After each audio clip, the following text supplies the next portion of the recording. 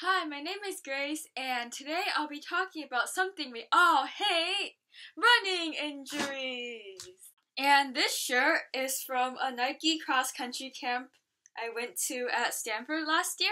By the way, do you like my background? It's a collection of all my favorite races. So you started running and it becomes your best friend. Then Body decides to get angry at you for ignoring it since you're hanging out with running so much more now.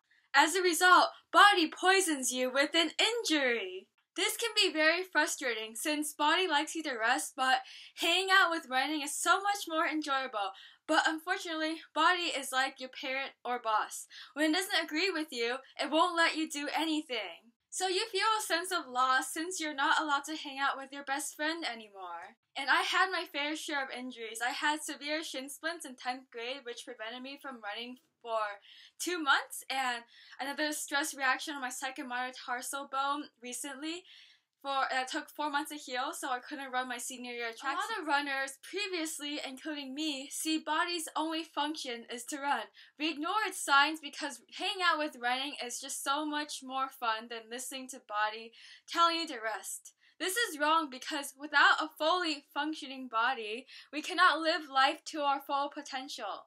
Body helps us do everything every day. Body is amazing. Body is wonderful. We must respect it. Body is our priority. So there are two types of injuries. There is the sprains and the overuse injuries. The sprains usually happen if you lay on your foot wrong, and they should take a maximum of 2 weeks to heal. If your injury still hurts for more than 2 weeks, then it's probably an overuse injury. And you should seek a professional opinion for an overuse injury. No matter what your injury is, it's important to know the cause and how to deal with it and how to prevent it so it doesn't happen again next time. Splitting this series into 4 videos. First video, I'll talk about the causes of running injury and how to deal with one. The second one, I'll talk about preventing an injury. And the last one, I'll talk about my experiences with some of the ones I had, including shin splints and stress. Number 1, causes. Most running injuries are overuse injuries and are caused by overtraining. At some point, your body follows the law of diminishing returns. The more you put into it, the less you get out. It's better to undertrain than overtrain because it takes a lot longer for your body to recover from overtraining because you've broken your body down. When you're training for something, your body needs to repair and maintain at the same time. It can't grow when it's repairing. This is why resting is so important. Just keep this in mind when you train over summer or winter or just over long breaks, because I got injured with shin splints because I trained over summer. I had too much time on my hands, so I just spent it all running. Too much speed workouts like hill repeats or track workouts can also lead to injury, even though you haven't increased your mileage, because those workouts put a lot more stress on your body. But unfortunately, racing too much is one of the common causes of running. Having an incorrect form can also lead to injury, so it's great to get a coach or a professional to look at your form and see where you need it. Imbalances can also lead to injury due to incorrect form. Wearing the wrong shoes or running on a hard or uneven surface can also cause an injury. So number 2, I'll talk about how to deal with an injury. You've ignored your body's signs of fatigue. Now it wants revenge. And here is how to ask your body for forgiveness. So my favorite thing to do when I'm injured is cross-train because I can still stay in shape. And this includes swimming, elliptical, rowing, cycling, taking a dance class or TRX strength training, body pump class at the YMCA or your local gym. And the one I choose to do depends on what kind of injury I have, but a general rule of thumb that I like to follow is that as long as I don't feel anything while doing the exercise and I don't feel anything when I wake up the next morning, then I can continue. Even if I feel the slightest symptoms, I stop. Because if I wait till I feel pain, then it's too late because I re-injured myself. It will take twice the amount of time to heal. But you should always consult your coach or doctor before you cross-train, because for some injuries like in your hip or in your back, you might be better off not training at all because it just makes it. Out of all the options I gave for cross-training, swimming is the one that takes the less impact, so I think it's the safest one. If you have any injury, then usually swimming will work unless it's probably in the hip or back or something serious like that. But I personally like the elliptical the most because it mimics the motion of running. But it is a horrible option if you have shin splints or any injury has to do with the foot. Now, I wish this isn't true, but body will appreciate you a lot more if you take some days just completely off and no working out, because it will heal a lot faster, and plus you have the second way to prevent injuries is RICE. And you probably heard this one before. It's an acronym, but carbs are always good for runners, so why not? So RICE stands for rest, ice, compression, and elevation. Now, icing reduces inflammation. It forces your blood vessels into a state of vasoconstriction, directing the blood flow away and reducing the pain and blood vessel damage, since if not so much of it is crashing against the wall. Heat, on the other hand, promotes more blood flow and swelling.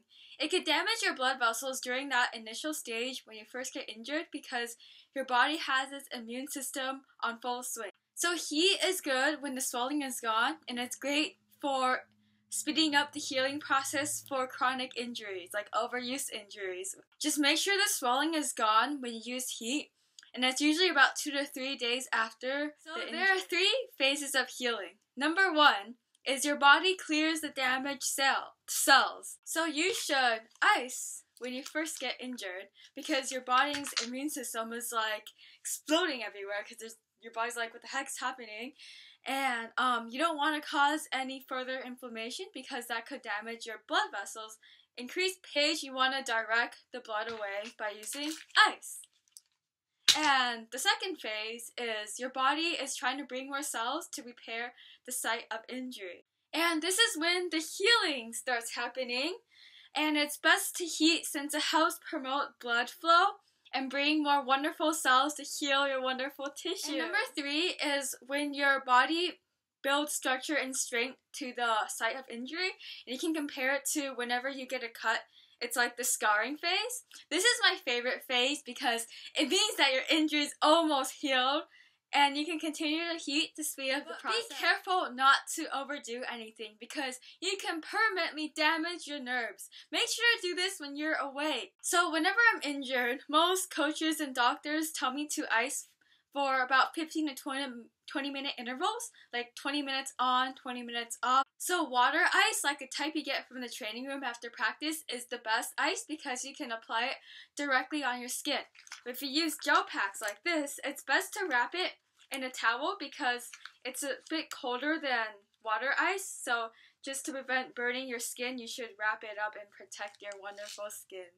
And after the initial swelling phase, about 2 to 3 days after the injury, some people like to alternate between heat and ice, and you should try both. You try either all ice, all heat, alternating, and see which one fits best. And the number C part of RICE is compression. This provides support for the injury, and athletic tape is good for that. So an example of when I would use athletic tape is when if my arch feels weird, or like my metatarsals are inflamed, which happened earlier this spring, I would take this, I would wrap it around my foot, providing an arch support for my foot, and it would feel better when I ran. Also, if I had shin splints, I would wrap it around my foot, providing compression to my shins, so it would hurt less when I run, because shin splints are caused by pounding on your foot. Therefore, the muscle here kind of separates from the bone, and the compression just kind of keeps it together. Using athletic tape every time you run can get expensive and really annoying because it takes quite a lot of time to put it on. So, their products exist for almost any running injury you can find out there around Walgreens or something. This is a shin splints wrap. It basically does the same thing as athletic tape, except you can easily put it on, take it off anytime you want. And it looks like this. It's Velcro, and then just wrap it around your foot. I like this because I can also adjust the tightness, because if you wear this, be careful not to put it on too long, because whenever you use the tape, it's usually a lot tighter and it can constrict your blood flow. It's not good because your cells won't be getting all the oxygen. So for the E, I don't know how to make an E. Part of rice is putting your foot on a raised platform. Doing so does around the same job as icing because it directs the blood flow away from the injury, which decreases inflammation and pain. And it's good for the initial phase. And try to keep the site of injury in line with your heart. So when you're lying down, you can use a pillow and raise your foot. And the third way of dealing with injury is physical therapy. Running form is one of the most common reasons why people get injured because their muscles are imbalanced due to improper form. I think it's a great idea to see a physical therapist when you get injured because they can examine your form and tell you and see where you're imbalanced, and they'll give you some exercises to strengthen that part. And the fourth way of how to deal with a running injury is not really deal, but kind of just, I guess, be okay with one, is pain relief medication. Sometimes people use over-the-counter medications such as Advil or Tylenol, but I don't like to use them very often because your body will become immune to them, and if you use them more often, you'll end up having to take more in order to get the same effect. They don't cure the problem, they only mask the symptoms. Basically, they encourage you to ignore body, and body will be more mad and will make your injury a lot worse in the long run. And this is why I personally stay away from all pain medications unless it's an emergency, like have an important break. And the fourth way to prevent injury is a boot for stress reactions and fractures. And right here, I'll insert a picture of myself in my lovely boot.